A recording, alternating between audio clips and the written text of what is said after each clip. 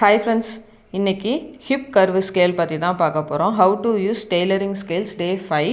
டே 5ல் வந்து hip curve ஸ்கேலை பற்றி தான் பார்க்க போகிறோம். இந்த ஸ்கேலில் ஒரு சைடு இன்ச்சஸ் அண்டு இன்னொரு சைடில் வந்து சென்டிமீட்டரில் இருக்குது. சரிங்களா? இன்ச்சஸில் பார்த்தா 24 இன்ச்சஸ் இருக்குது, சென்டிமீட்டரில் பார்த்தா 60 சென்டிமீட்டர். இந்த ஸ்கேல் வந்து 60 to 80 ருபீஸ்க்குள்ளே தான் வரும்.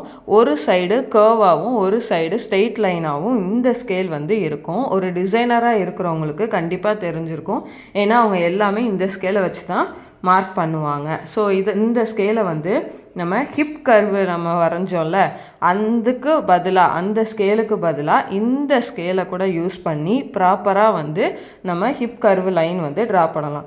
அது போக ஸ்லீவ் இருக்கு இல்லையா, ஸ்லீவோட அதாவது இப்போ லாங் ஸ்லீவ் எடுக்கிறோன்னு வைங்களேன், ஒரு 3/4 அந்த மாதிரி ஸ்லீவ் எடுக்கிறவங்க கீழே வந்து ஸ்லீவ் ரவுண்டு ப்ளஸ் வந்து ஸ்லீவ் மேலே மார்க் பண்ணிவிட்டு இந்த கர்வ் லைன் வந்து வச்சு நம்ம வரைஞ்சோம் அப்படின்னா நம்ம எக்ஸஸான ஃபேப்ரிக்கை வந்து இதில் ப்ரிவெண்ட் பண்ணலாம்.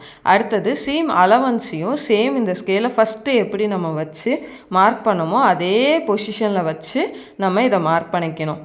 இதோட ஃபுல் வீடியோ வந்து நம்ம சேனலில் நான் ஆல்ரெடி போஸ்ட் பண்ணியிருக்கேன். பார்க்குறவங்க கண்டிப்பாக போய் பாருங்கள், இன்னும் நிறையா டீட்டெயில்ஸ் வந்து தெரிஞ்சுக்கலாம். தேங்க்யூ.